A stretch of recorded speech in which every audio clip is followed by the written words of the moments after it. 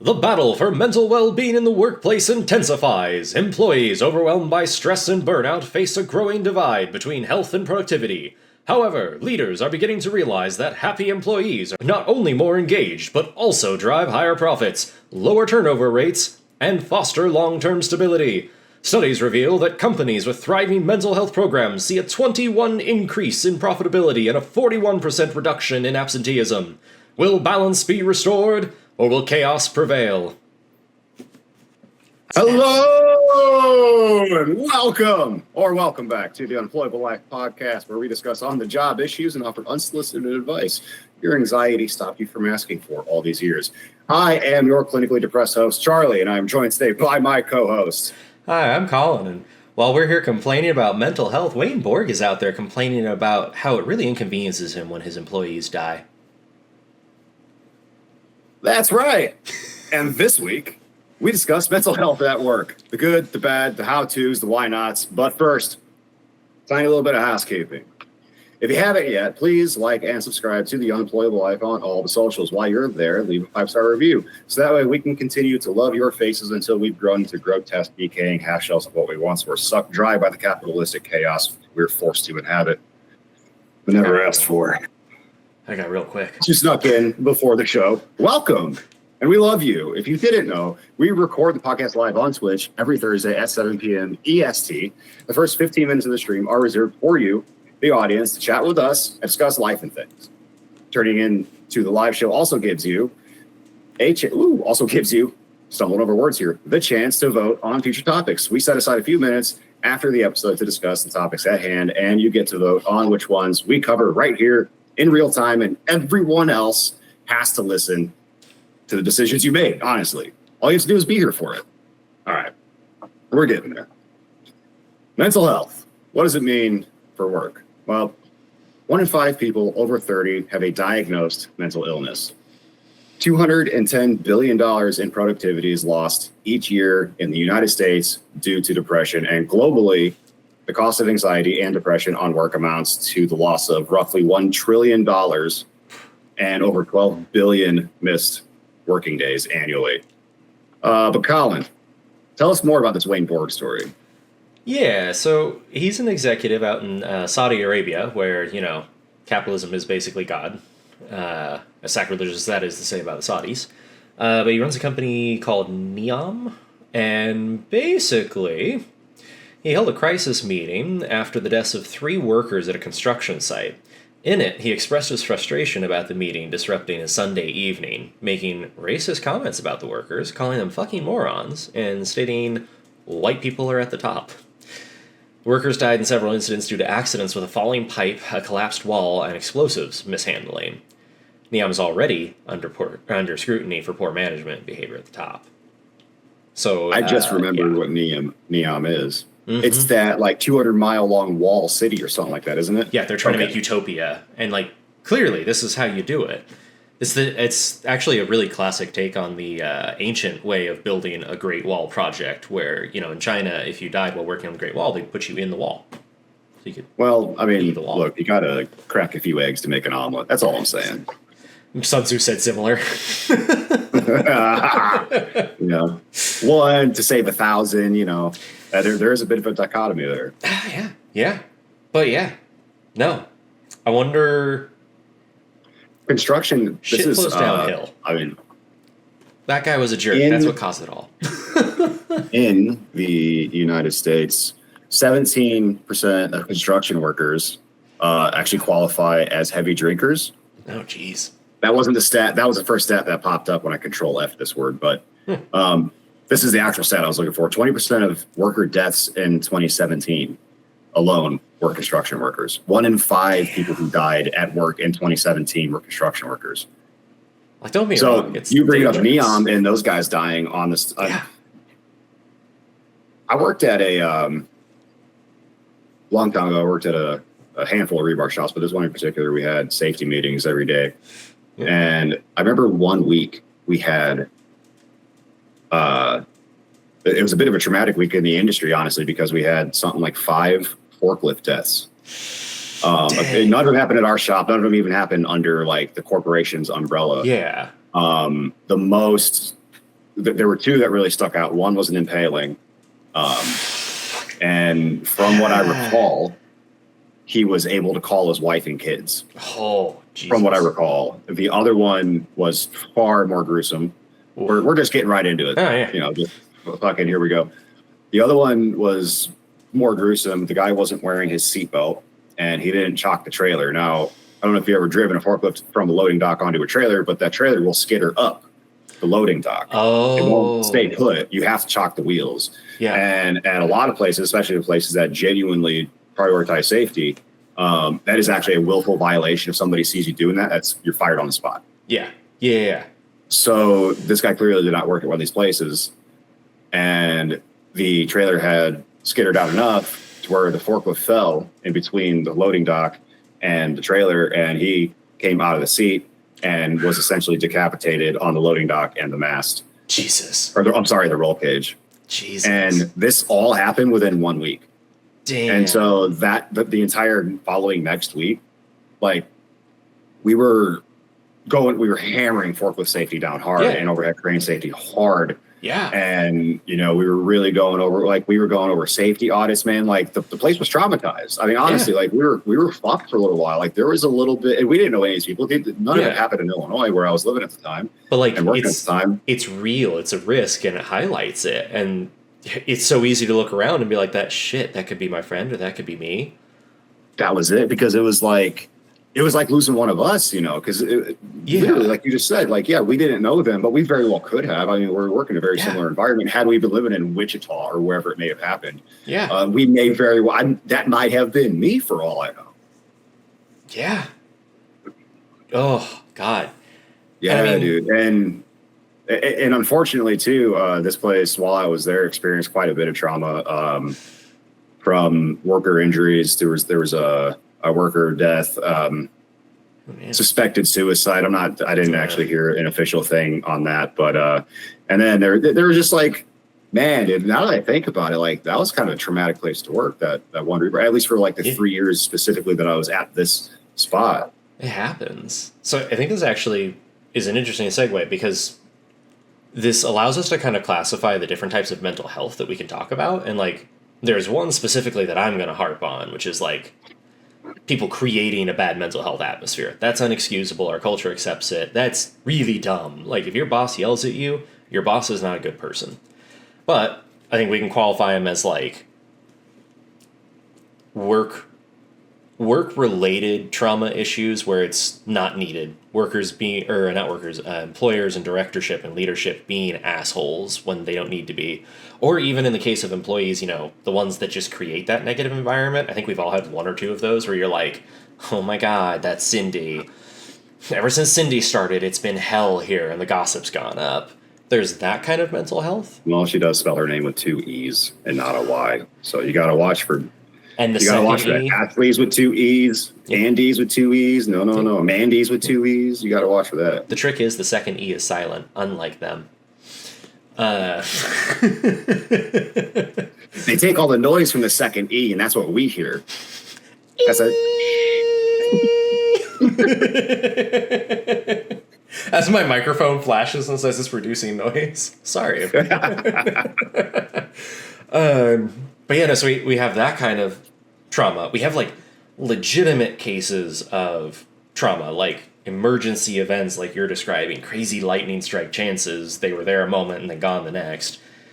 And then there's just kind of like whatever fills in the gap between that in mental health land, which I think is ideally where we should be, where it's almost like boring. Boring sounds great. I intentionally started out with a really like impactful, traumatic event because I kind of wanted to just but, you know, provide like, hey, this is the top of the range. But really, like most of us have to live down here. So this is probably what we're going to talk about because this is a very extreme event.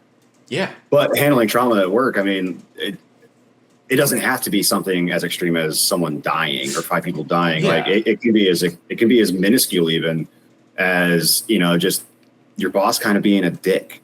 Yeah. Yeah. Especially if they're a little bullish about it, like bully-ish about it. Yeah, bullish counts, bull in a china shop. Well, you ever seen a bull in a china shop? They're surprisingly nimble, actually. Now I'm thinking Yeah, of I the think tulip dancers Mythbusters from Centaur. tried that out a long time ago.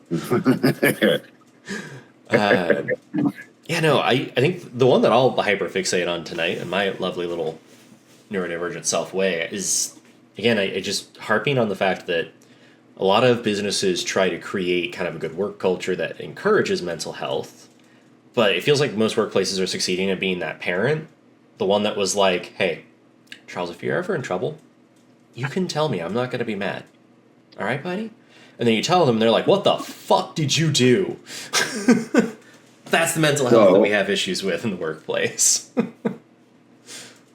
Oh, man. I have. Okay. Putting my thoughts together here. Got you going, yeah. You touched on the work culture thing there. Mm-hmm. I was listening to yet another podcast. It's what I do. And they were talking about, it was Tom Bilyeu and Cody Sanchez, who is a serial business buyer. She just buys businesses left, right, and center. She has like entire programs, how-tos on how to buy businesses. I can't even imagine having that money. Like, I'll just buy a business. Well, that's just it. Like she does it. She lays it out for you in ways that like doesn't require a shitload of money. She's there's practical ways that like go for, like, she kind of lays out how to go from an employee to owning the business you're working for. Yeah. By like buying in, bringing in customers, like offering to invest in the business with your own money in tough times and stuff like that. Anyway, in doing this, she interviews, obviously, because she buys businesses, right, from other people. And she says that she doesn't look at a business under $10 million. Or I'm sorry, she doesn't look at a business making more than $10 million because they're kind of already doing their thing. I got that a little back. They're established. They're doing their thing. So, like, you'd have to pay a lot to convince them to unseat that. Right. Because they've already got their thing going, right? Yeah. Well, in talking with all, like, the higher level guys that, just being in that world, she was saying that, like, every single conversation ends up boiling down to, well, how do you get your guys to, how do you get your employees to invest in your company and in your belief? How do you get your guys to do for you what you want them to do? Yeah. At the and level it all comes down to work culture. That's what it comes down to. It all comes down to a culture of support, communication, transparency, and mentorship. And I think mentorship kind of like slash empowerment, because there's a little bit of a gray area there. And I just loved that the work culture thing was even brought up, because I don't think it's something that we don't talk about enough. Or I think it's something we don't talk about enough, rather. But to add on to your point here, work culture is talked about so frequently in my circles. Like, is it? Oh my God, in digital marketing, corporate land, like, sweet Jesus, it's the original buzzword. Like, it is just every time it's like, all right, your work culture is toxic if your people are leaving, so what are you doing to encourage them? But this is also a definition that I want to start working on here, is that there's the real work culture, what you just described. I was going to ask you what you thought one was, and that was like the perfect description of a healthy work culture. Versus the work culture that has been puppeted to me for 8.5, 9-ish years now, of, well, no, we're not going to pay you more. No, we're not going to increase your benefits. No, we're not going to give you more paid time off. And technically your infinite PTO isn't really infinite. Nudge, nudge, wink, wink. So, ease back on that. But shoot, we could put kombucha on tap. That ought to improve company culture. Or that tastes like a foot. Yeah, absolutely. Like, God, what's another good example? The mandatory weekly meetings for morale was one that we had to do, and that was supposed to improve work culture. It boiled down into just pizza every week, and then that turned out to be expensive, so it was once a month. Pizza is not culture, by the way. I just feel the need to say that, because if anyone... tell that to the Italians. Well, okay. And even then, not the pizza that we Americans think of, because that's not their pizza. We can't... Let's not get off by the mob early on into this. Like... I will do my very best to stay out of their crosshairs, I'll tell you that much. Oh, man. So 35% of productivity is lost to depression. I believe depression, I think, is also one of the most, if not the most commonly diagnosed mental illness of millennials right now. And I think there's a little bit of value systems kind of like not shrubbery, but like what's the word I'm looking for? Like there's some lacking of value systems, and I think a lot of people in their 30s You know, I don't have kids or anything, but a lot of people my age also don't have kids, and those people Working a lot of times seem lost. They seem to just sort of like be a little scatterbrained. Let me take that and from too, because to support that exact thing, the Mrs. Friend just had a child. And during the pregnancy, everyone was like, oh my God, you're having a child. You're the bestest thing ever. You're expanding the family. As soon as she had the child, everyone just evaporated. And she just felt like this absolute lack of culture and connection. And it caused clinical depression, which is definitely not great after having a child because, you know, there's other concerns with depression already there. And like that perfectly supports your point of like there's kind of a cultural miss that we have. And our generation feels it heavily. It's like instinctual. We know that there's something we're missing, but we're not getting it. And oh God, how do you? Hey, mom. Dad, I think largely we don't even know what it is. Yeah, you know? I think it's misdiagnosed. Like I think a lot of people misinterpret anxiety. Oh also, God, yes. There's a quote unquote anxiety epidemic going on. I don't necessarily buy into that. I'll say this firstly by stating that I didn't even think anxiety was real until I was like 31. And then it hits you. Well, no, I just became more emotionally intelligent. I realized that I had been feeling it for my entire life, and that's why I was as manic. Used to it? I guess. No. So here's the thing. Like I was like looking back on it, I was absolutely clinically depressed for the majority of my life. I fit all of the up until I was probably like 24-ish. I fit just about I checked just about every single box. Yeah. Low motivation, bad attitude, substance abuse, no sleep, bad diet, you know, weak friend circle, like this kind of thing. Yep. And I didn't know that because I thought depression was made up. I thought anxiety was a word that white girls in the suburbs use to relate to everyone with real stresses in life. I'm not even joking. This is literally what I thought. I love that definition. It's amazing because I can think of a couple people in my life who qualify. This is the thing, though. It's like I met these people before I met the people with real anxiety. And the people I met with anxiety didn't recognize it as anxiety because I grew up in a small town, didn't prioritize emotional intelligence. So I didn't become emotionally intelligent until 2 years ago, basically. Yeah. And that sucks. I think depression is completely avoidable, at least like at a clinical level. For most people, we're just we're living a life that we're kind of maladjusted to. Like humans are barely supposed to really make it on Earth, let alone in a 9 to 5. Yeah. Yeah. Our skill is that we manipulate our environment so well, but we do it so well we might destroy it. Neat. I stand by it. We'll go back to Mars and tell me you don't want to hop in the house. That's how we got here. Like, who doesn't want just? I would really like to mow my roof. Have a whole garden on it. Like that would be pretty cool. I could give my house sideburns made of grass. Oh hell yeah. Give it a mullet when you're really mad at your neighbors. It's gonna grow back in 2 weeks anyway. You're gonna skull it and just light the top on fire. Well, that's the other thing. I always wanted that because Californian fires. I always was like, well, if I had a semi-subterranean house and it was like primarily like concrete exterior exposed, nice windows that you can make windows that are primarily fireproof. Wouldn't the fire just right over the top? It would, right? Well, then you'd have all that dirt too, like on top of his insulation. Yeah, just like 3 feet. Surface level dirt. That's the house itself would constantly be 55 degrees. Yeah. Oh god, it'd be amazing. You probably wouldn't even know the fire's going on above you as long as you had a couple of weeks worth of goods underneath you. Tornado would be great if you make that fucker primarily waterproof. Then. Yeah, you're flood proof. Like, I don't know. The government, get on it. issue with that is you'd be isolated. You'd be super, super duper isolated. And I think it's actually coming back around where a lot of this depression comes from because there's a bit of isolate. There's a lot of isolation in life. You know, you get you get the things like the escapisms, like video games and drinking and drugs and all that stuff. You're existing around other people. Like, so let's take one of men are more likely to rely on substances than women are when they're anxious, when they're depressed, all this stuff. Guilty. 100%. Like alcohol is my thing. THC. And they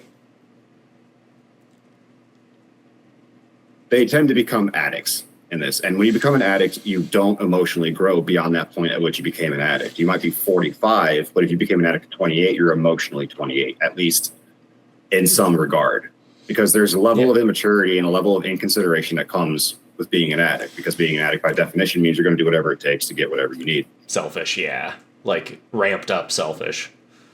And when an addict is existing in a room with other addicts, they're all there avoiding whatever is outside of that wall. So they're all like they're in a cocoon as it is, because they're shelled up. They're just like sort of manifesting their own existence there, because everything that actually matters to them is outside. It's an isolating. I'm doing a bad job of explaining this, I think. No. I'm with you on it. I'm kind of having a realization at the same time, just kind of processing it of, I know individuals who go so deep down into depression, but they don't pursue substances. So they go for miniature figures to paint, or video gaming, computer gaming, something that stimulates them in the same way that a drug would. I mean, I think we're all looking for, well, relying too much on substances, like, it just removes you from reality, because now you're thinking about, oh man, this beer tastes great, I can't wait to have another. You're not thinking about, oh man, this beer tastes great, Jesus, I have back taxes. Oh, that's a little too real.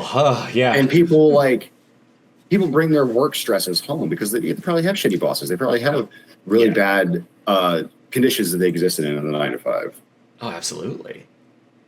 That's actually one of the things when I realized that the job is starting to get to me too much, is when I start bringing that energy home. And I think that's maybe something that we can, and that's usually for me an indicator that I'm about to go down to like a depression type spiral also. Recognizing early and small signs of anxiety and depression, I think can do, and learn how to self-regulate those things, I think can do wonders for anyone in the moment, because it kind of allows you to compartmentalize your feelings and deal with them later. You know, they're tugging at your sleeve kind of thing. And that's massively important when you can't display emotion really at work. If you don't know even if your boss is reaming. Yeah. If you don't know what's wrong, it almost amplifies the wrong feeling. But once you have an idea of something, it's kind of comforting, because then you're like, okay, I can take steps to try and improve this, or shit, I need help, something like that. Okay. You ever been in a workplace, though? So the opposite end of the spectrum. Like, let's assume that someone raised well, great start, nuclear family, yada, yada, yada, American dream. They haven't been impacted by the economy. They get their first job. And they dumb luck into like one of those managers, like the super horrible ones where you're just like, oh my God, are you even human? It's almost harder to talk to people in that situation, because how do you even do that at work? Hey, bud, you're looking depressed today. How you doing? Well, you kind of have to, though. Like, you have to check in on your people. Yeah. That's what being a good leader is about. Like, you have to check in on your people. You have to be like, yo, I see, you're looking a little tired the last couple of days. What's going on? Like, let's maybe focus in on what management can do for a second. Yeah, absolutely. And what they shouldn't do. What they shouldn't do. Well, we'll definitely hit that. But I think if we start with what they can do. Oh, wait, yeah. We'll start with a good foot, Give me a good idea. I'll give you the bad idea. I think valuing transparency within a business goes a long way to promoting trust, reliability, and functionality on the floor and in production and in management and all this stuff. Because now you have everyone kind of encouraged to be a little bit more vulnerable with your coworkers. Yeah, you're not going to tell them everything. You're coworkers, you're not best friends, but be a little bit more open. Like, man, I'm just beat. I'm feeling a little pissy today. Just maybe don't mind me if I'm coming off. That's what I do. Like I'm just very upfront with what it is I'm feeling, and I try to not put evaluation on it. I try not to say good or bad. I will often say fine if I'm just numb and I'm getting home from work or whatever. But I try to use more descriptive words that don't tell people if I'm feeling good or bad. It's like, well, I'm just a little irked because of this, or I'm a little excited because of that. Oh yeah. Being able to be more open with your people at work, like, and encouraging that back and forth, man, that can do so much to encourage a community, like a sense of community at work. And there's honestly nothing better than that. Absolutely. If you have to work. 9 to 5 especially. So to support that, I have a story that leads straight into the bad idea way to handle that exact situation, because it literally is what one of my directors told me to do. Work in hotel, front desk host is looking pretty sad. I'm like, hey, how you doing? You okay? And she's like, nope, just broke up with my boyfriend of like a year and 8 months, and like, I'm just not really feeling it today. And I like look at the clock and I'm like, you know what? Go home. I got you. Like, if you want to leave right now, I'm not even going to clock you out. I'm going to clock you out when you normally would have gone. Go home, take care of it. It's a slow day anyway. She was like, holy shit, are you for real? I'm like, yeah, go, go, go, go. That created a culture of like, I got your back when you were down. She had mine when I was sick. I didn't get forced to work horrible shifts because she was like, I'll take it on. You helped me out consistently. My manager, however, at the time, the director of the area, pulled me aside at some point and was like, hey, Colin, I notice you're getting a little friendly with your team. You really need to inspire a little bit of mystery and a little bit of fear in them. They should never know what you're about to do. A lot of my bad advice... Is this the same guy that would lean in? Yep. Oh, okay. Yep. And then lean back if he wanted to pull you into his control. Yeah. So we'll have a lot of fun moments with him because I was there for like 2 years. And I was his golden child, but because I didn't tell him what was really going on. But yeah, he was like, you need to inspire a little bit of fear. They can never guess what you're doing. And I've found if you keep things vague, it really encourages them to compete amongst themselves to make sure that they're not the one on the chopping block that you're implying. He literally weaponized the exact opposite. He weaponized anxiety in the workplace and being uncertain and using that opacity. And what I found was that encouraged more fog and opacity because no one was comfortable talking about things. So when I first got there, it's like, why aren't we talking about stuff, guys? Like, you could have told me that this guest was a pain in the ass. I'll take care of him. It's fine. I got your back. And they were shocked. They're like, oh my God, you'll actually like go deal with them? Like, yeah. Oh, there were times that I would come down to the front desk and be like, go around the corner. You don't want to deal with this person. Just go, go, go, go, go. And the front desk were like, got it. And like James Bonded out of the way, fucking barrel roll to the front and flat against the wall while like a guest comes in screaming at me. Yeah. So what was the overall like mental health state then there if your director was a bit of a power nut? When he was there, we all had radios and we would radio each other as soon as we would see him. Or if I knew that he was coming in that day, I would just tell everyone, hey, that's not a good sign. So-and-so's coming in. Oh, yeah. And he specifically asked me not to do that because he was like, I want to make sure I'm surprising him. I'm catching him off guard. Yeah. And then the funniest part was, yeah, like he was managing multiple properties, like half dozen essentially.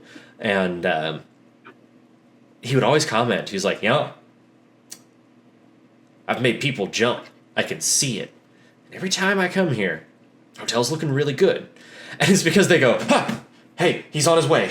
And we're all like, go, go, go, go. Not a drill. Not a drill. Clean everything up. Red team, go. Red team, bones go. Down. Yep. There's like Charlie everywhere. And it's like he walks in and it's me walking up with my hands behind my back like, welcome. It's good to see you again. An unexpected visit. Just...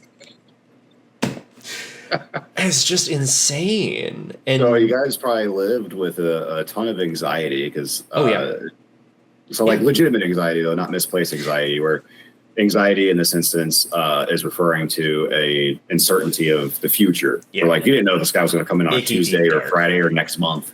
Yeah, exactly. Hell, he'd try to pop in on days off and stuff like that.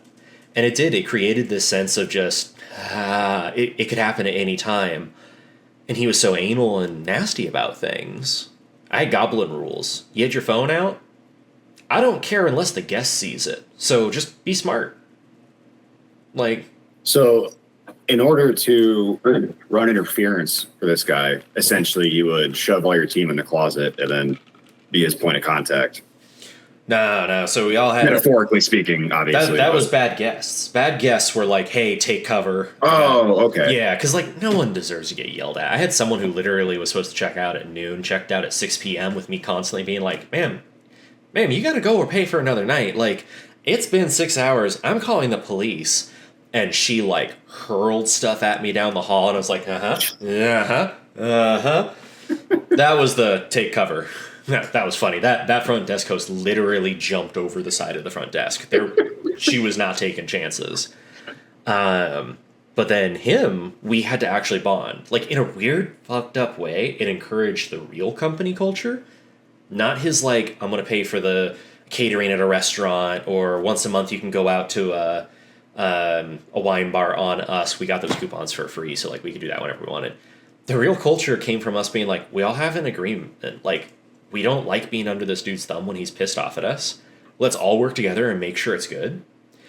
I knew one of my employees was stoned 98% of the time, but my boss has no experience with that and couldn't tell.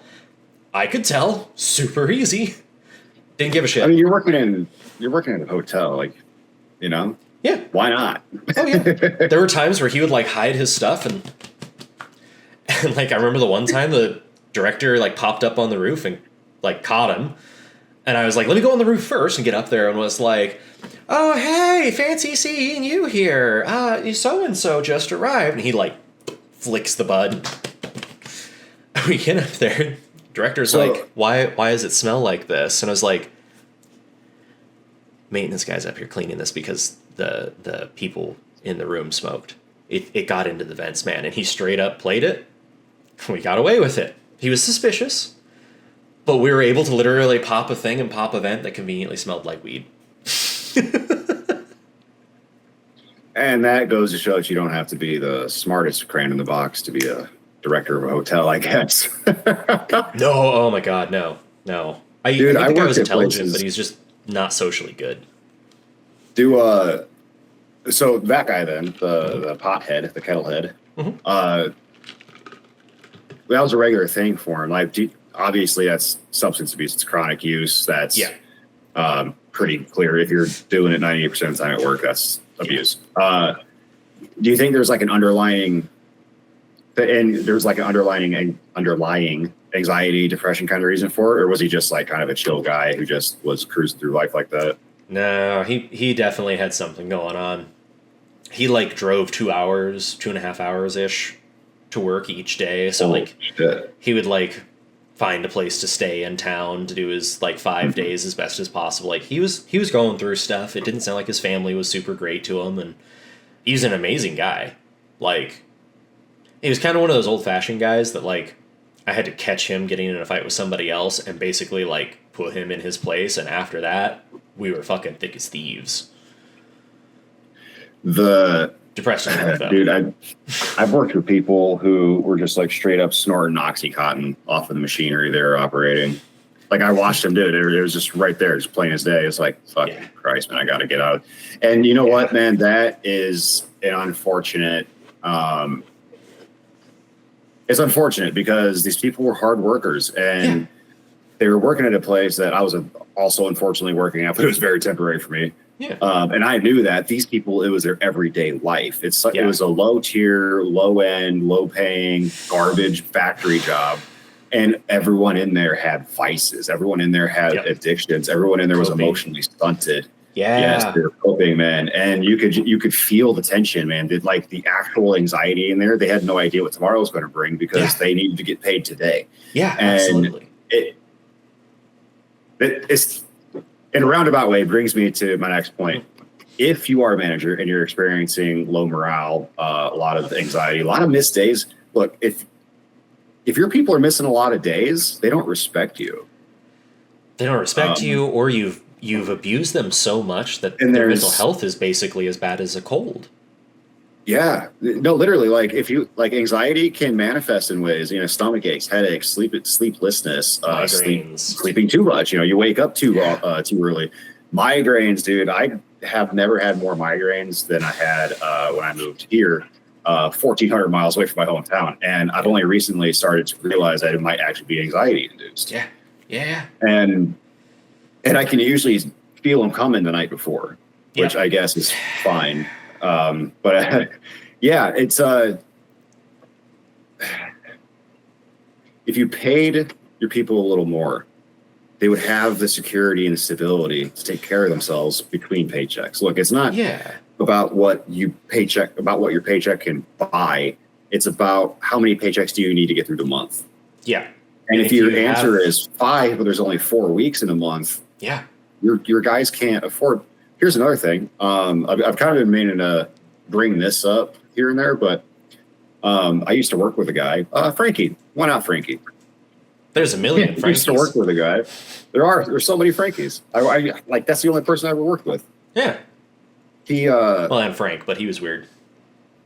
he's diabetic in his 60s and takes, at the time at least, took the bus to work, and he had a diabetic spell, we'll call it, one day leaving work. On the bus, he missed his bus. He ended up at a completely different bus stop, and he didn't get home until like 9:30 that night. Jesus.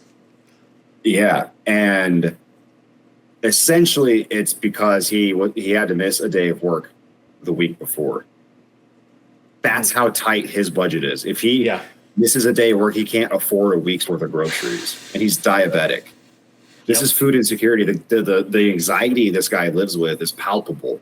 He's the nicest, like kindest person, but it's genuinely like you can see it, you can feel it on him. Like when he shakes his hand, it's like, fuck, man, I just want to help you so badly. Like I don't know, but the food insecurity, like if we were paid a little more there, that wouldn't have been a problem. Absolutely. And sure, it might have been like 10 or 15% more, and that's not what businesses want to hear. That's not what business owners want to hear. That's not what managers of businesses want to hear. Yeah, even if they want to support their team, they've got someone over their head going to beat them over the head with that. Yeah, man, and you have to show them, you have to show your team that they're valued. The best way to do that, especially when the dollar is shrinking right now, is to give them more of the dollars. That sucks to hear if you're running a business. Yeah. But if you're noticing your people are missing a bunch of days, their work has gone down by roughly a third, there's a general sense of malaise and detachment and disengagement, man. Maybe a pay bump is it. Maybe it sucks to reward behavior like that, though. That is the absolute fact. We can't reward bad behavior, but if it's depression, it's not bad behavior. Yeah, the way to treat depression is by making a better environment so that it can't thrive. Like, it's not like other things. I think, honestly, what you just said has to be point, like, number one, if we have, like, an advice chart for this one, of just number one thing to do to improve morale immediately.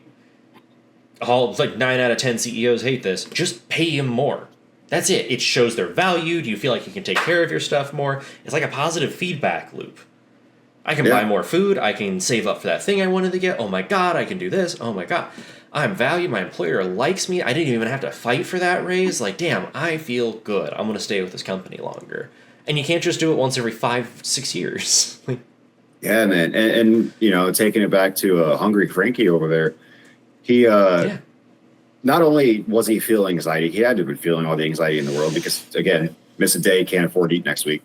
Yeah. But the stress, so like anxiety is, fear of the future. Stress is the essentially not having enough resources to take care of the now. Yeah. And that guy, he can't, or at least couldn't. It's like these mental illnesses and mental detriments can compound so quickly, and mental health is not a product either. We're constantly changing. There's no construct for mental health, for good, quote unquote, mental health. There are good practices. But I think on that note, even then, the most stable way to improve mental health is just to pay people not a living wage, a thriving wage. Yeah. So, question. I was just thinking about this in the context, we were talking a little earlier about how culture is kind of missing something, and we feel it a lot in the millennial generation. Well, it also feels like there's two different types of people in the workplace, because there's the bulk of the people I've ever worked with who are all really good people and want to see other people thrive and are supportive and happy and positive. And then there's the people who think it's cool to weaponize mental health. And those people, unfortunately, do end up in power quite frequently, it seems, and tend to be the great examples of bad bosses. I wonder if a bit of that missing culture is this. This piece that it's missing. We accept the abuse to some degree because we need the money to survive. It's a little backwards. Well, what do you mean by weaponizing mental health there? So weaponizing mental health, I don't think anyone sits down and thinks like, golly gee willikers, I'm going to weaponize mental health today. Except Honestly, maybe that one boss I worked for. I don't know. He was a little messed up. He might have been sociopathic. Not a therapist. But I would say I would be weaponizing mental health if, like, you went to call out of work sick and I was like, really? 3 months left of the year and you're calling out sick. You couldn't plan for this. You know we have no coverage. I make you feel like an absolute piece of shit. God, that has, like, the opposite of the positive feedback loop, the negative feedback loop. Technically, they're supposed to be reversed, but I digress. That's going to make you hesitate to call out sick from then on in. It's going to make you feel like shit when you really do feel like shit. And that's what they want. They want that fear and environment. That is something that is trained. Hell, to pin that even harder, I was told by multiple bosses that you never, ever give a completely glowing review about an employee. Because you always want to have something negative to hold on to. Because there's always something they can do to improve. And you want to make sure you can fight on the reins. Yep. Yeah. Instead of like, you need something to use against them when they ask for a raise, that's for sure. Exactly. It's just the job. The standards are so low in America right now that if a place just hired me and was like, yeah, we just expect you to do your job, we're not going to be like overly nice to you, just do it. I'd be like, this is great. Where do I start? Well, I asked about weaponizing mental health because my brain immediately went to employees weaponizing mental health. I've seen, at least in my neck of the woods, I've seen that far more often. They had weaponized, anxiety, or they've mistaken something for something else, and they say that it's, it's an excuse for a lot of these people, and not all of them. People who have anxiety say they have anxiety. I believe them. But not everyone who says they have anxiety has it. So that's what I was kind of getting at with the web. I just didn't know if that was like the angle you were going at. I mean, the employee angle is interesting too, because I've run into a few, but at least in my spheres, everyone's just kind of like, we don't know if you really have it. Like, you're not willing to see a therapist. I'll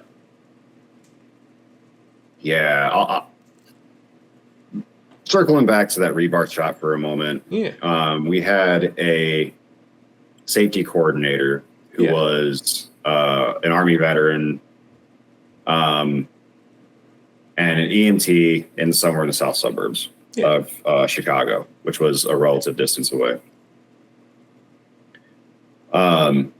He admitted to me, he and I were actually like kind of tight. We weren't super close or anything like that. We were kind of tight. And he had all but completely admitted to me that he had a gambling problem. And he had like pretty severe depression and all this stuff. A couple of weeks later, I don't even think it was a couple of weeks later. I think it was literally a week later, the next week, they had a stand down meeting and he had died from a fentanyl overdose. This was 2016. Jeez. So this is before fentanyl was cool. It was before everyone was dying on it. Yeah. He got it from the cabinet. He's an EMT. He just had access to it somehow. Yeah. That guy, outside of the one conversation I had with him about his gambling, I shit you not, was one of the funniest dudes, one of the coolest dudes I'd met. He was a metalhead. Like, he was a little older than I was, but he and I listened to the same music. We went to the same shows. Like, we bonded over watching Slipknot live, like that kind of thing. Yeah. And to hear that he had died of an overdose was so jarring because, and this was, again, one of those moments where it just washed over the shop. Like, you could just feel that dense quiet over the shop, that trauma hanging on. Yeah. And that, I still wrestle with that a little bit, not that like, I don't feel guilty because it's not my job to feel guilty in that regard. Like, we weren't best friends or anything, but it's like, fuck, if I had just been a little bit more emotionally intelligent, I might have actually noticed like a tick or something. Yeah. Something that might have made me lean in and be like, hey dude, like, you okay? Like, maybe grab his shoulder like a man and be like, you doing good? Like, how we doing here? In mental health land, because I've dealt with this in quite a few different ways, it's survivor's guilt. How it manifests is this is a sign of a good person. You look back on that and go, shit, if there was something I could have done to help this person, maybe they'd still be here. And that's like a really positive sign in a human being. You care so much that you wish you could avert that. And you literally start to program yourself to look and hunt for those signs now. That's how we should work as a society. That's a good sign of work culture. Like the fact that your whole team felt it instead of just being like, fuck him, he was a dick anyway, you know? That is a true work culture, not the one where the CULT is capitalized. And you know what? That company is actually the reason that I believe so strongly in a work culture, especially in a factory setting. There has to be a work culture in a factory setting. There just has to be. There's way too much room for fuckery. There's way too much room for wiggle. Yep. There just has to be a guiding force, guardrails, North Star, whatever you want to call it. Yeah, because you guys have like literal, you could be maimed if you don't do things right, if the culture doesn't support doing things efficiently and well. And I've seen it happen. I've heard of it happening. You know, there's firsthand, secondhand. I've never been seriously injured on a site, but I've had incidents. You know. Yeah. I was never afraid I was going to die or anything like that. Although at a couple of points I probably should have been. Yeah. You know. Yeah. No, but I think in order to like really make sure that you got your shit together, man. Like when work starts piling down on you, and it will, when life starts piling down on you, and it will, the best thing to do is to be able to handle it beforehand. And I think there's a lot of people around here that are walking around that aren't all that emotionally intelligent. They couldn't even tell you the difference between like angry and irritated. Yeah. Or, you know, happy and elated, or happy contentment for that matter. Yeah. I am under the impression, generally speaking, that the base human state is some level of unpleasantness, some level of suffering. And I say this not as a pessimist or nihilist or anything like that. I say this as a bit of an optimist, honestly, because that means that we will always have a force to go out. I see anxiety as a calling to go forth, not a reason to sit inside and stew. And I know that's going to be hard for some people to hear, but when you're feeling really pent up and anxious like that, you go for a walk, you feel a little bit better after. It might not go completely away, but maybe that edge is taken off. Something about outside, fresh air, fresher air. Get your feet on the grass, man. Your bare feet, just root in the grass, man. Just start feeling the dirt. Yeah, it does something. I'm not like going to go on about like blood alkalinity or something like that. You know, I'm not one of those people. I'm not into grounding necessarily. Yeah. But there is something to walking barefoot on actual ground. It just feels good. And I think journaling, honestly, is probably like one of the best ways to become emotionally intelligent. I don't have like a ton of experience journaling, but what little experience I have has been immensely helpful. In fact, it's kind of part of what like brought me to a center and started helping me to build value systems outside of work. Because for a long time, I was my work. Yeah, guilty of that. And that, I think, that's a young man thing in the U.S. Like, oh my God, isn't it? But that's again the work culture. Yeah, absolutely. But that's like a macro toxic version of it. Like the stuff we need to break off from is like work's not our identity. So also, quick question here. Leveraging the emotional intelligence side here. We've talked about depression and anxiety. And like depression has ruminating qualities where you kind of like hide in, collapse in yourself. Anxiety gives you that fear of the unknown. What are the two counterpoints in a good work culture that are almost green flags? Like if you're doing a walkthrough interview, you're like, okay, I like this place.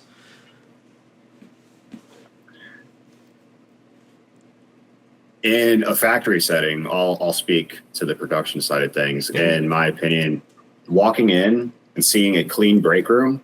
Oh, that's a really massive good one. Green flag for me. That's absolutely massive green flag. Yeah. Dude, break rooms always look like shit. Back to the guy snorting Oxycontin, a couple of them, but this one I referenced earlier. Yeah.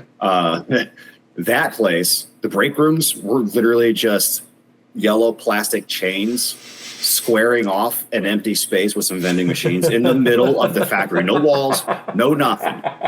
Just that. And there was two of them. There was a big one and a small one. And oh shit! You just the have the bare noise, fucking minimum. Dude, it was rough. And they did, you know what though? They did actually have like solid vending machine goods. I'll give them that. But the best break room I ever had we're going to get a little lackadaisical with this one, but it was actually at DuPont. And we had a foosball table, a ping pong table. We had a massage chair, a nap room. We had a gym. And I could go and use the facilities anytime throughout my 12-hour shifts because my job really only took about 4.5 hours. Yeah. And they understood that. Yeah. But because it was a 4.5 hour over a 12-hour period, I was mandated to be there all day long, right? Or all night, rather, at this place. It's neither here nor there. But a clean break room is a big green flag because it shows that people care. And like even in tech land and like admin jobs that I did, that's also consistent there. It's kind of funny. It's a very universal thing. Unless it's the like super slick and span one, but you never see anyone go near it. And it's like it has an invisible force field. Then you know that the environment is not encouraging of you to actually take a break. And like that's the opposite end of the spectrum of the problem. But like I guess that would almost imply a pride in your workspace though. Like for the community, because you're taking care of like what's more communal than the break space? That's where everyone goes to talk shit. It implies a buy-in and a mutual respect among the coworkers. Yeah. Like you're buying into the work because you're keeping the break room clean. Yeah. And you're respecting your coworkers because you're keeping the break room clean. Yeah. Yeah. Okay. It's just such a big thing, and it's one of those things I don't think people really pay attention to. It's super subtle. Like shop tours or something. Yeah. I never realized it until you said it, and then it was just like a cascade of memories of like, oh shit, oh shit, oh shit. Think of the best break rooms.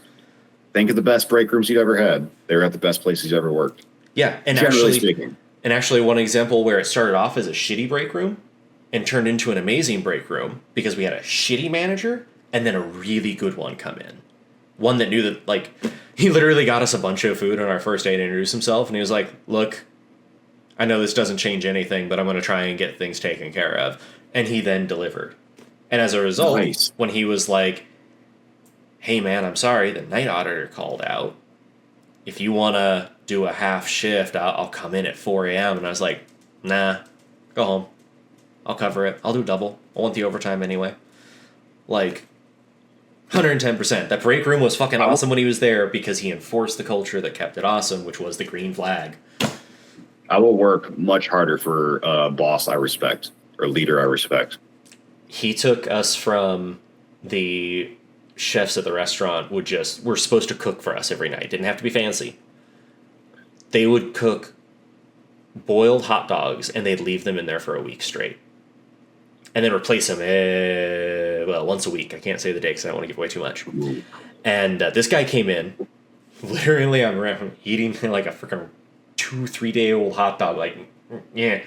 And he comes in, tries to stab one of them. It like sinks multiple times. And he goes, what the fuck is this? And he's a super sweet old dude. And I was like, dinner, boss. It was like 6 p.m. And he was like, absolutely fucking not. We have a chef, right? And I was like, we've got 3. And he just storms out, drags one of them back, and goes, if I ever see this fucking shit again, you're going to be personally cooking for the staff, and you can forget about the front. And the dude started cooking, like, pastas. We had lobster one night. Like, fuck yeah. There we go. Good work culture. And also, like, I think I'll add that to the piece that I would call out for what good work culture is. That boss was always real with me. Very transparent, very open. He wasn't a horrible human being at all. But, you know, something fucked up would happen, and he'd like, wait for the person to leave and be like, yeah, it was fucked up. And then just leave as well. And you're like, it was? I'm glad we agree on this. Transparency, that's such a good point, though. Like, transparency and authenticity, people don't know how to handle that. Authenticity, like genuine authenticity, transparency. Yeah. I think people who are insecure and maybe are dealing with anxiety, like imposter syndrome or some other fucking stuff, could maybe lead you to act that way. But, like, it's not an excuse to continue acting that way. Like, literally for, like, business owners all the way down to employees, if you treat everyone nicer, if we all work together, we all have an easier time at work. We're all more productive. Everyone should make more money. Unless you have those jerk employers who don't pay you more money because they're dickhats like that. Which is a lot of them. I think another green flag for, like, a good company culture is actually potentially a bit of a controversial one. I think that's when the company tells you all of the reasons you shouldn't work there immediately. No, that's fair. And it's usually something along the lines, right? And it's usually something along the lines of, We have a really strong work culture here. Like, I'll say work hard, play hard, but if they say work hard, play hard, run. Oh, yeah, absolutely. This is not a red flags episode. But if they're in there and they're like, they're telling you, hey, we work 12-hour days, 16-hour days. We're here open to goal. We open at 4 p.m. and we don't leave until the job is done for the day, that kind of thing. It's like, I want type A's, I want winners, I want hyperachievers. Or maybe on the other hand, they're like, well, sometimes I'm a little late getting you guys some projects, and that causes a backup in the supply chain. The production slows down, and it's all because of me and my procrastination. Both of those are very transparent ways of opening up an interview. And for the right person, that's going to send up all kinds of signals and bells and be like, sweet, this is my spot. I'm here to fucking kick ass. Like, let's do it. Elon Musk actually did that with his tweet, when he bought Twitter. Yeah. But absolutely. God, he gave off all the signals too of like, if you wanted to work for that man or run for your life, and like, Jesus. Well, I think there is a bit of, again, it's going to be a bit of a hot take given the entire point of the unemployable life is to get to the point where you don't have to work anymore, but work your ass off while doing it. I think there's a bit of it, right. Yeah. And I think there's a bit of an epidemic though, where people just think they don't have to work hard at all. There's all this social media, and that also diminishes the value of the work they do. So when you work really hard at something and it turns out good, but then you see the other guy who didn't work all that hard, it turns out almost good, but it's passable. You're like, oh, well, I could have just done that.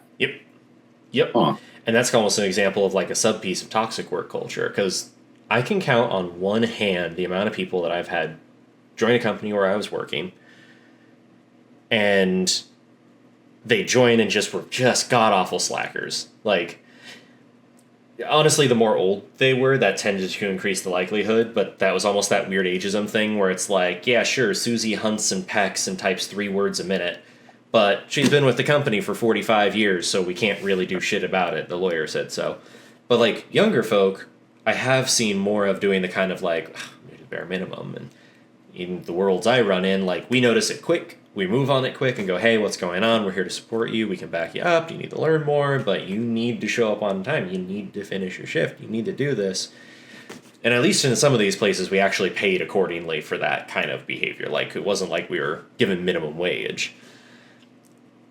I find most people want to do their job, want to do it well, want to be acknowledged for it, and have a modicum of respect for what they do. Like, we have that desire in us. And the ones that I've seen that went downhill were the ones that got basically abused by supervisors and managers. My favorite is the ever-moving goalpost. Hey, you want to be a supervisor? All right, well, you're going to have to go ahead and hit these whole things. Well, hey, you know what? The economy's pretty bad right now, so, we really need to see you just go above it. I know we see the supervisor potential in you, but we want to see more, And then that can be demoralizing. You just get to a point where you're like, fuck it, I do all the stuff of a manager and more. It's been 2 years. This is a real story. That is actually what led me to quit my final rebar job.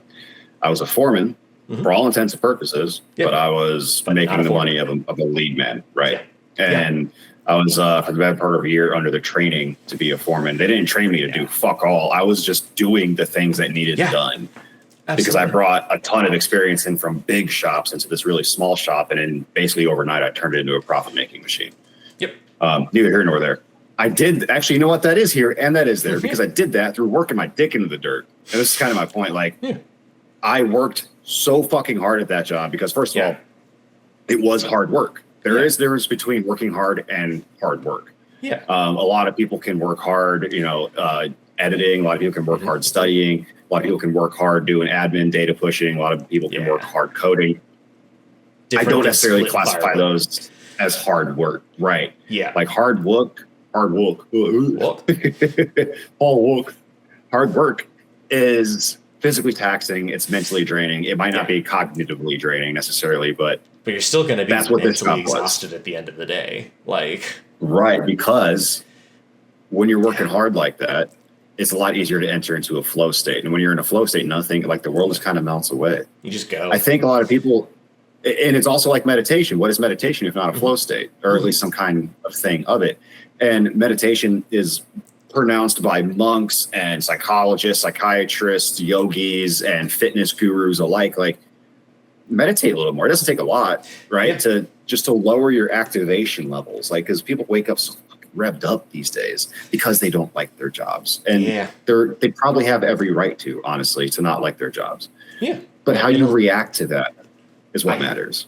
I think here the two biggest things right now that hit our workspaces in general: low pay and low mental health. Because I know people who have insane paying jobs because tech world, where it's like, actually, case in point, there's a dude who lives nearby me who has a like 30-acre ranch with a multi-million-dollar house. He sells Halloween costumes for a living. Who knew that was a multi-million-dollar job? Do you know Ted Turner, with his billions, bought a massive ranch out in like Wyoming or New Mexico or wherever he's at, and he almost single-handedly revived the wild bison population out there. That's cool. See, right? There's people who do cool I was like, things. oh, okay, he's using his money for good. This is cool shit. Yeah. So you just reminded me of that, but a little bit of good news there, in our depression and anxiety ridden episode here. Absolutely. Because what is mental health and pay? What is your go-to remedy for anxiety? Like when you're feeling that pit, that grinding sort of thing, what do you generally go to? I have to do something creative. I have to like feel like I'm just doing good that doesn't have to make money, make profit for someone. So like I'll garden, things like that. Yeah, actually, when I'm feeling anxious, I tend to work. Like that too. I've developed a quite a close relationship with my anxiety, and I've come to know it very intimately, and I can kind of point it in a direction. I can grab a hold of it and point it and be like, "Fuck, I have all this energy. Let's just over here." Yeah, and like you said, like it's usually some kind of creativity endeavor or some kind of physical exertion. Those are like the only two ways that really kind of quell it for me is creating or exerting. It's also two things that a lot of people don't do anymore. Most people don't do anymore. There's not a lot of there's a ton of creativity in the world, obviously, but so many more people consume than create. And so many more people are sedentary than they are active. Now, humans are bipedal creatures for a reason. It's efficient for us to go from one place to another on foot. We are made to move. Yeah. When you don't move a lot, man, I know I'm putting exercise on a bit of a pedestal right now, but it doesn't have to be intense strength training. You could literally just go for a 10-minute walk after each meal a day. Yeah. That's a 30-minute walk a day, 3 times, it's 10 minutes here or there. Couple jumping jacks, run around the house, just something to get your body moving can really help. Pacing. Yeah. Pacing is it's a little OP, Yeah. I started pacing recently and it's helped me think a ton. It's helped me put notes together. It's helped me like get my thoughts straight. I've had reasons upon reasons to manage my time better, which is another thing. Yeah. A lot of people feel anxious and depressed because their life is scattered. Their calendar doesn't align with their goals. Feels like you don't have control of your life. No, man. Well, that's probably because they don't. Yeah. Yeah. That feels horrible. In men, so there is I've touched on this a little bit, so we might as well get into it. There is actually a difference in how men and women both feel and react to anxiety. Men are more likely to use substances, video games, exercise, and they're more likely to be angry and avoid talking about their emotions, and more likely to stay single for long periods of time. Yeah. And women overall do have higher instances of mental illnesses by around 10%, and they report experiencing anxiety for longer than a year, nearly twice as often as men. But they generally will report to agoraphobic behaviors. They'll retreat. They'll become a little bit more isolated, intentionally isolated, whereas men will go out and seek that isolated companionship that I was referring to earlier within that substance abuse. Yeah. Dang. This seems like and then we'll also... It's like a quick pertinent point. Take a break. I gotta call out some mental health resources because we're talking about heavy stuff and like suicidal ideation is a thing. So real quick, I'm just gonna run through some 3 amazing groups. First of all is 988 Lifeline. If you're feeling like you are done with the world and it would be better off without you in it, that's a lie. You should be here. Call 988 Lifeline. They'll take care of you. Other more long-term resources are like NAMI, which is the National Alliance on Mental Illness, and then the AFSP is the American Foundation for Suicide Prevention. The big thing to know about all this and like why culture is important in the whole conversation about mental health and why this has kind of gone this way is that you need to remember you're not alone. There are other people going through this just like you, and if we work together, we can make things better for each other. So don't give up. Keep going. This concludes my announcement. Humans do have value. Yeah. We can talk about values. A lot of people, we actually kind of touched on it earlier, we got distracted. That sort of like basic toxic masculinity culture of young men in work, especially in rural areas. Oh, I work 12 hours a day. I work 60 hours a week. Well, yep. That's not bragging. Are you working hard? Yeah, like, are you working hard in those 60 hours? There is a time and place for overtime. Don't get me wrong. Like, especially in your 20s, my God, if you're in your 20s, grind away, dude. Like, collect that cash because it's not always going to be worth $100. That $100 is going to be worth $90 tomorrow. So collect it today. Yeah. No, I think the piece that gets me with values is that every time I hear values in a company, I'm always like, those are some good values. Like, if you guys actually live up to that, that's the key point.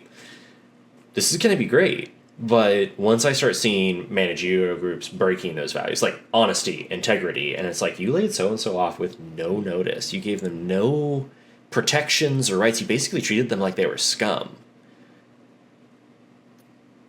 That's the stuff that breaks it. It's a good thing to ask about in an interview. Is how do you guys produce on your, how do you guys like execute rather on your values? What are your values and how do you execute on them? Another good one is how do you guys handle audits? This is one I've come up with somewhat recently. How do you guys handle audits? Because if their question or if their response rather starts with anything other than, well, we don't need to do anything differently because we're pretty good generally. If it starts with a get the hell out of there, because that's the kind of place that's going to run rampant with violations until the day before the auditor comes. Okay, but I worked retail for a hot stint, and that it's the same thing there. District management was the audit, and I wish there was any store that would have had that answer. Because we had a whole emergency plan, radioing each other, just like the hotel version. So and so showing up, go, and everything goes prepped. Oh God, good times. Well, building personal value outside of work can be kind of fun. Honestly, because it allows you to get to know yourself on a level that you may not have known yourself before. You build a relationship with yourself that you didn't have before. Man, you start having you start seeing yourself in different pieces. You start seeing your ego as a whole other person. You start seeing your conscientiousness as a whole other person.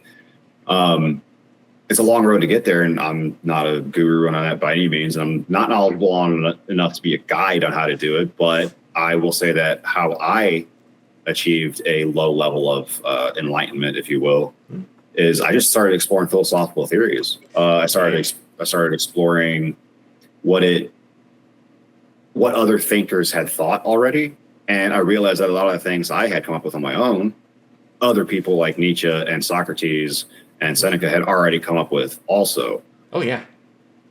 Which is absolutely insane, right? But it also goes to show that you're not alone. Like whatever it is that you're thinking, doing, feeling, someone else, I promise you, has felt, thought, and done that same thing. Yeah, we're part of a web, whether you like it or not. It's just kind of how we roll. Humans are not actually that genetically diverse from each other. But on a broader note of what you're talking about in kind of this super specific way, let's see if I can backtrack this thought. I'll help you out. Yeah, so just kind of summarize what you're just going over. It's the individual changes you're finding, philosophy to improve yourself. That's what it was. Okay, so I noticed my shift to mental health started when I just hit a breaking point in hotel world where I had been abused for my skills for so long. I was like, I don't even want to do this anymore. I used to love this. I hate it. I'm done. I'm never going back unless I have to. That was when I actually said, I'm going to do something for myself. I'm going to find a job that works around my hobbies so that I can have a social life, so that I can learn who I am, so I can socialize and, God, be human and feel like something other than my career. The moment I did that was the moment that everything started to get better and lighter in my life. Because otherwise I was just my career. It was kind of gross. Yeah, man. Well, I mean, so many people feel that way, though. To the point where when you meet someone new, what's the first thing you ask? What do you do for a living? Which is a very American thing. In Europe, It people were is. almost offended by it. They're like, why the fuck do you care? Also in Europe, in France specifically, very recently, but other European countries have this rule. Something that I forget what it's called, but essentially, the businesses aren't allowed to contact you after 5 p.m. Yeah. Australia's Legally. kicking one out too. It's Legally. great. I will say, neither France nor Australia have an incredibly relevant world economy. I mean, maybe that's a little bit of a correlation causation thing. I don't know, but I bet you the French are pretty good at revolting. Yeah, I bet you if we had like perfect economy, there wouldn't be a bunch of bigs like we're experiencing now. I think it would be a lot of different smalls that like regionally did it well. Like there's I think it's in Catalan or southeastern Spain, somewhere out there. There was a business that was being sold. All of the workers got together and went, "Fuck it, we're all going to put in our money and we're going to buy the place from the owner, and then we're just going to pay everyone out equally." And they did that. And it's been running for decades now, just fine. It makes a good profit. Everyone's fine. They get yearly raises and boosts. And they just kind of have this little dream ship going because their company culture is we work for ourselves. We all benefit from it. Go team in the most literal way. Not that like manager that's like, hey, we made all our money. Go team. No raises though. Sorry, we didn't hit our actual goal. Our secret. Your raises are actually my bonus this year, so that's an ixnay on your bonus day. Okay, but for real, I've had that happen multiple times where there were like massive layoffs and then some director drove up in like a very fancy new car. Or one CEO that I worked for was famous for walking up after taking over the company for the first time and then driving it into the ground 3 months after this and going, I'm going to fill this parking lot with Ferraris. Everyone's going to have one. And all the team was like, shit. We're going to be rich, guys. So everyone worked really hard. And then no raises, no nothing came. He laid a bunch of people off. He made bad decisions. And everyone was like, so when you said that, he's like, oh, that's not what I meant. And just walked away from it. If you're an employee at that moment, you have a choice here. You have one or two choices, rather. You have the opportunity to accept what just happened and move on. Yeah. Or you have the opportunity to get frustrated because you had a different expectation of an outcome. Yeah. And now you have the opportunity to let that frustration build into anger. Frustration is not a choice. Frustration is a natural human emotion. Anger, I believe, almost always is a choice. This is easier said than done for some people. It's hard to control. I was violently angry. I actually deal with violent thoughts and anger issues, they're all internal now because I'm an adult. I got it together. But I do speak violently occasionally, like it happens. Bad in bad ways. And I don't generally mean it. But I say all this because I've learned to live with my anger. And learning that frustration leads to anger, learning that frustration is not a choice, but anger can be, usually is, was one of the single best things I learned in my 20s. Yeah. Period. Yeah. Because that frustration at least was generally coming from what I believe now to have been depression. Because I had basically no power in my life. Yeah. I had no real direction. I created very little. I did very little. I was just working all the time, man. Yeah. And it's not what it was promised. Like, I grew up in the era where my parents moved every couple of years because Dad just wanted a new house. And as soon as he would get, like, 10 payments into a car, he'd just sell it and swap to another one.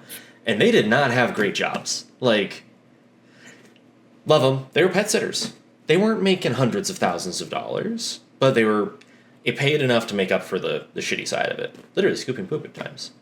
There was an important point in there, though. So you're talking about the difference between anger and frustration. So I think it's a really interesting one because I almost want to make it more complex. Of like, frustration is something you can be productive with. You can be productively frustrated and do something amazing with that frustration, that energy. Anger, you can't. Anger's that uncontrolled, explosive, God, you're going to regret something later. Whereas frustration, like you said, if something happens, like in this scenario with this specific executive, he broke a bunch of promises, implied or not. he was being unfair to his team, and his team, rightfully so, felt frustrated. And what's the best way to handle your frustrations? Form a union. They never did, and they got 3 layoffs in a row, and I've heard 2 more since. Jesus. Yeah, for no reason. The company's profitable. Anger is also a very self-righteous emotion. It's very egoic. And in fact, it's pure ego. There's no other guiding, propped up anything. There's no other force behind anger except ego. I have experienced an injustice. I must make my case known. Yeah. I wonder how often, though, frustration and anxiety are mixed up, because you said frustration, you could use that to be productive. I use my anxiety to be productive. That is my driving force. I wake up at 3 a.m. sometimes. I shit you not. I wake up at 3 a.m. and I'm like, well, I guess I'm awake. I'm just going to start editing. I'm just going to start reading. I'm just going to start doing whatever. Yeah. But I know what that is. I know what that is. It's a hopeful anxiety. It's not this pointed, like achy, like, oh, I gotta go home or whatever kind of anxiety. Yeah. There's also attached to that a massive level of frustration that I'm not where I want to be yet. That's my own thing. I don't project that on anyone else. But attached to that anxiety, it's almost like they're hand in hand, maybe even like brother sister kind of thing. I would almost guarantee, here's my guess, is a chunk of your anxiety coming from the frustration of the fact that if you had hit that imaginary goal, whatever it is that you're reaching for, most likely that goal also includes enough financial stability to not have to worry about surviving. 100%.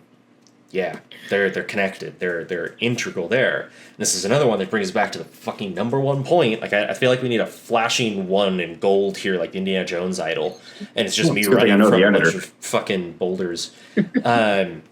It's just pay them well.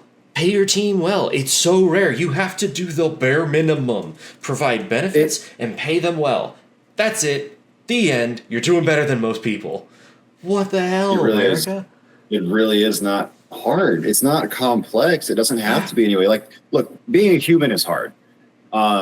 We've covered so far. We've touched on how to better your team and better your transparency as a manager. We've touched on how to bring your people up and how to spot anxiety and depression within your team, how to build a work culture around that to basically eliminate that possibility. Yeah. We've talked a little bit about building a framework of value that exists within you, building value within you. Yeah. Outside of work. You are not your work. When you meet someone, what do you do? Well, how about you tell them about the painting you're making or the music you're writing or the book you're reading? Yeah. Instead of telling them that you're a data analyst for fucking whatever. Like, yeah, I promise you, they don't like what they're doing when they say, what do you do? Is they're looking for a reason to judge you. They're looking for a reason to put you in a box and put you away and just have an idea of you. And I experience this often when I tell people that, oh yeah, I was a fabricator, blah blah blah. It's like, oh well, you must be like a knuckle dragger. It's like, no, I actually have a college degree. I have dozens of certifications in 13 different industries, 3 different industries specifically. But I was like, dude, I'm one of the smartest people you'll fucking talk to this week. Yeah, I work in a factory right now because it's easy. I'm just going to say that. Like, I work in a factory right now because it's easy. I can leave my bullshit at the door when I clock out now. Yeah. And I get to focus on the things I really enjoy in life, which mostly involves water and sunshine. Yeah. Yeah. Okay, so that's same note. My antidepressant, for the most part. The only time I was like, God, I have to get out of this industry is when my self-worth was attacked by it because people would judge me. What do you do for a living? Supervisor at Carl's Jr. Oh. That's right, yeah. Oh, you were so smart. That is a literal thing that someone had told me. And I remember I eventually just got frustrated with him. It was like, no, you would not know how to do what I'm doing. Like, don't act like that. That's not cool. We don't do that. But it did drive that goal. I wanted to get into an industry where I could be respected because it was so much my identity. Now, like you, my dream job is just chilling, doing something where I can just predictively make a difference for people and keep going. I think in order to really achieve a better, we have to a better level of mental awareness, mental health, emotional intelligence. Like, we really do have to, like you just said, we kind of have to just one foot in front of the other, keep going like that. I there's another piece to add to it too, of not just keep going, but even if it feels awkward and weird, some of the best friends I have made were because of, like we were talking about earlier, it's awkward to be like, hey, you doing okay? You want to go for a walk and talk about it? If you help each other out, God, it's so much easier. It's like the Firefly saying, if you can't walk, crawl. If you can't crawl, find someone to carry you. It's okay to ask for help. And again, you're not alone. Trust me. If you're like, Jesus, Jenna's riding my ass, I'm going to get fired tomorrow. There's probably someone else who's been like, dude, I've been there. Trust me. She'll back off after a couple months. Like, just deep breaths. Yeah, and fake it till you make it. Like, fake it till you make it is a saying for a reason. If you want to, like, we're doing it right now, right? We're making podcasts like the big boys because, like, I've seen some of the lower end podcasts that aren't all that well researched, not that well produced, not that well anything really. And I'm just like, good Lord, we started out the gate better than these people. Yeah. That's not an ego thing. That's an objective thing. If you are actually good at something, you probably worked your ass off to be good at it. Now you have confidence in that. Yeah. Find an avenue to put that skill to use. Yeah. Because confidence breeds happiness, honestly. Like, to what extent we can actually be happy. I think happiness is more of like a blip on the radar. It's more of like that up here, whereas like your baseline is here. Like content is my baseline. I think baseline again is comfort, mild, and pleasant. Fair. Yeah. I've met people on both sides of that spectrum too most of my life. And it's just like whatever floats each person's boat. It's interesting, but the perpetual happy thing might be a bit of a sold to us by social media. I don't trust people who are happy all the time. In fact, I have one of my best friends who's been notoriously upbeat. She's, I guess, calmed down a little bit in recent years. I don't know if life has kind of taken it out of her or what, but just notoriously, annoyingly upbeat, just constantly happy, constantly trusting people. And I'm just like, you're going to get railroaded so hard. Yeah. And he's crushing it. So what do I know? You know, like. Yeah. God. But yeah, no, this might be a good spot to just kind of go over, what can we do to make it better? We know communication's like honestly the first step for everything. Also unionize, cough, cough. But there's other things that we can do to make work culture better, even if our managers are failing to do so, even if directorship is failing, if you have one of those CEOs who's just ruining everything. So what do we do to make it better on our own without getting in trouble? You buy into whatever it is you're doing, I think. You get really fucking good at it. Whatever it is, I don't care if you're a cashier at 7-Eleven. I don't care if you're a CEO I don't care if you're Sam Blackrock. Yeah. Like, be really goddamn good at it. Be the best one in the room at it. Work harder than anyone in the room. Find 2-minute tasks. Do those. Distract yourself. There's going to be little distractions here and there throughout the day. You're going to be doing a task for 2 minutes. You're going to spend 5 minutes looking for the next 2-minute task. Yeah. It's not always about distraction, but working harder, getting into that flow state. Yeah. There's something about it. You brought it up earlier, actually, talking about like painting models and stuff. Yeah. Dude, there's scientific literature to back up that like finger work helps with anxiety and depression, helps with emotional processing. They actually do this with kids, with child therapists, child psychologists. They'll give them like Legos and stuff to play with while they talk, because that is their analog. They're like, okay, well, this is what I'm feeling now, blah, blah, blah, blah. Yeah. Absolutely. There's something about humans. We're tinkerers. That's what we do. It's in our genetics. We're tinkerers and we're adventurers too. Like, we got to move more, man. We have to move more. Yeah. The fact about it is most Americans are going to die broke, alone, and fat. And that's a lot of... And we don't have to. That's beyond work culture. That's culture too. It is. It is absolutely culture. And maybe we'll talk on that. Well, I'm sure we'll expand into some social issues in life. I mean, we are unemployable after all. We're not... Heck, we're already doing it. Mental health. Again, I mean, we'll get deeper into some of these topics too. We have to. We touched on, we did very much like a 3,000-foot view, but we will absolutely get deeper into some of these. We could do an entire episode on depression, honestly, on anxiety, on anger, on addiction. The 3 most common mental illnesses, by the way: anxiety, depression, and addiction. Call that the Dark Side podcast. Play Empire music the entire time in the background. Just one of us has to speak like Yoda the whole time. Oh no. It's just a black screen with red growing. Yeah, that was sad. Oh man. 93 years old, James Earl Jones. Mufasa. Hell of a life he had, though. Can you imagine? Scar, my brother. Oh no, he said brother. Yeah. Scar, brother, help me. God. the first trauma of so many young kids was watching him die and just being like, Dad, wake up. I remember Bambi fucking me up a little bit when I was like 4. What was the one? Fox and the Hound. That Fox, one. no, I'm sorry. It was Fox and the Hound. Yeah. The other mom animal, woodland creature that died. That was so bad. Oh my Yeah, god. and like kids' that movie movies. didn't let up. You want to talk about mental illness, man. We were impressed upon at a young age to be sad and depressed at just about every level. Like, not only did Todd's mom get killed by the hunter, but then the old lady releases him because reasons. And then Yeah. and then like his one buddy, like they grow up together or apart, I guess.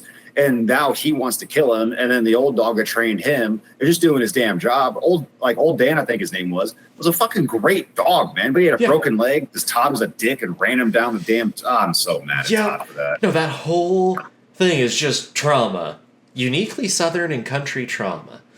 You want to talk about trauma? We should watch Pinocchio and just do a frame by frame analysis on that. That person was just on drugs the whole time.